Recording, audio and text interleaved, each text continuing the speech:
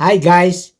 If you enjoy the traditional dancing and the drum beating music of the native Alaskan, you will be more interested to see how they celebrate the time devoted for a successful whale hunting as well as the sharing of whale and the caribou meat to their community.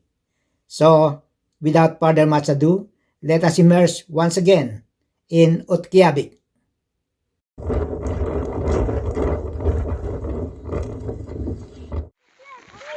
The next 4 months would still be snowing, despite the presence of the sun, providing some kind of heat, although not the kind of heat experienced in the lower 48.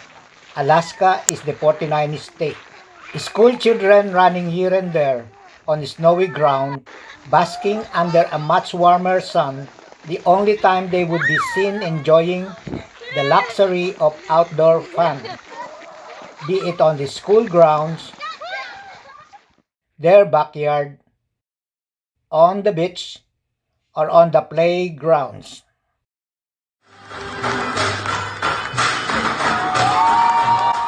On high school graduation day, students do some cultural presentation. One of these is the traditional Philippine folk dance called tinikling.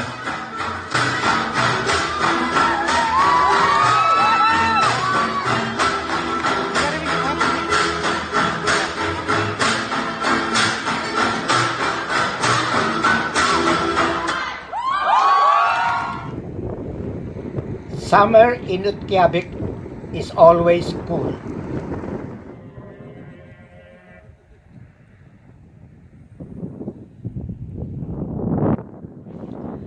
Although the heat of the sun that stays for 24 hours in about 80 days or a little more is enough to melt the ice and snow around Utqiagvik.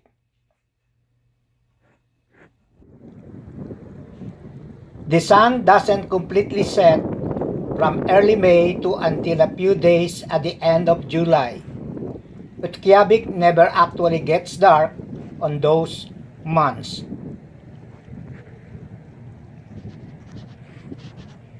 The frozen sea melts. No one hardly escapes the wet and muddy roads. Slashes are everywhere. A flock of geese appear just above the sea ice that breaks apart, while down below a couple of geese find food in the shallow water. As elusive as they are, foxes find the tundra as their playground, running here and there and everywhere, very much cognizant of their surroundings for their very own survival. A majestic white swan glides gracefully either in water or on land, like a ballerina dances on a stage, proudly carving its long neck into an S shape or in a straight-up appearance, where grasses reappear and so with a few fruit-bearing plants. Birds fly, while seabirds frolic in water and on the beach. When hunger strikes in, a polar bear may venture into the city, scavenging for food. Sometimes a lucky one may come out of the frigid water, dragging a lifeless seal. Some residents take advantage of the summer heat.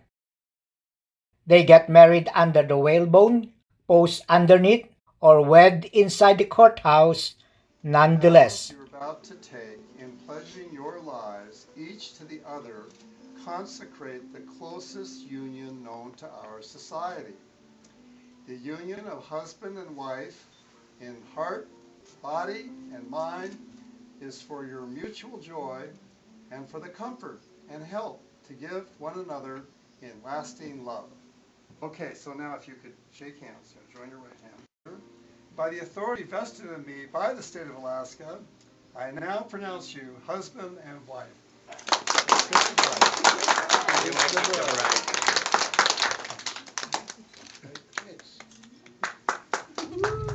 In late June, a whaling festival called Nalukataq is held outdoor where people celebrate a successful whale hunting season.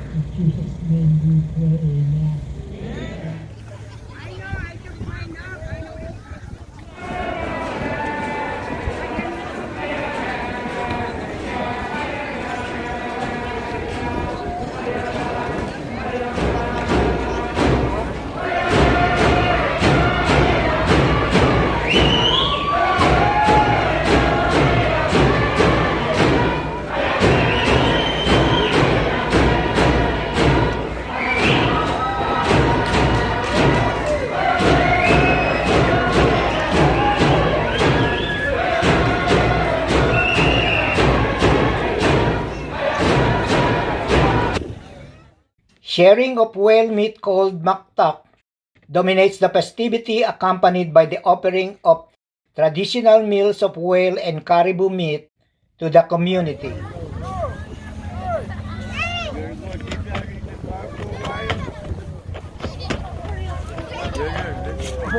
The celebration is capped with a blanket toast of volunteers from children to adults alike, which is exactly what Nalukataq means. Football sports practices and games are staged at the Cathy Parker football field regardless of whether it is snowing or not. Even the small kids are no exception to the cold weather when performing before the cheering crowds, which the children and the crowd find it entertaining and fun. It is a way of preparing these students tougher and stronger for a much bigger opportunity once they leave school.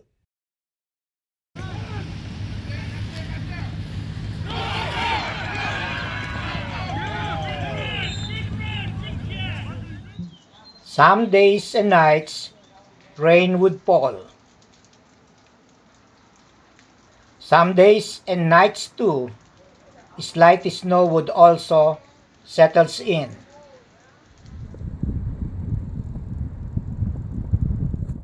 Caribou graze the snow-covered tundra for plants.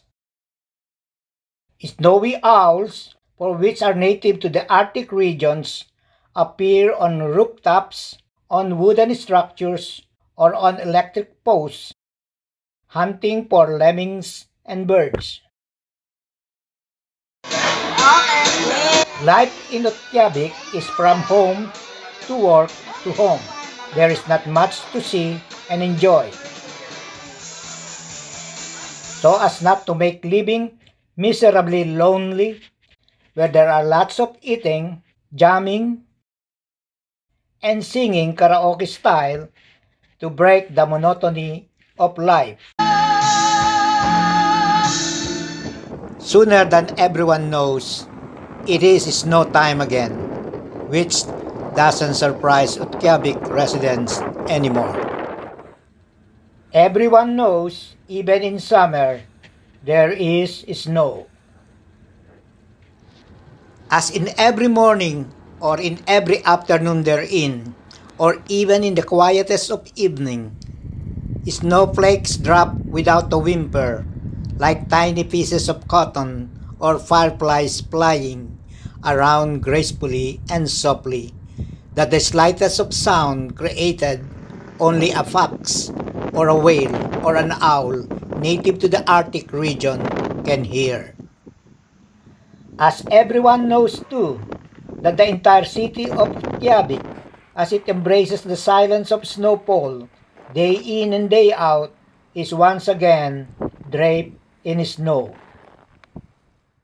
And huge amount of snow, for that matter, is all over again. Such is the beauty of snow in Utqiagvik.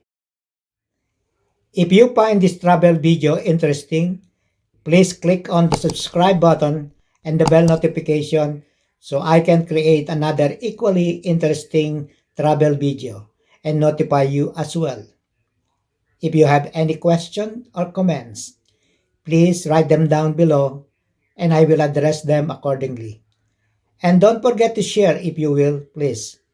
Have a nice day, guys, and see you on my next travel video, which is whale harvesting and northern lights watching.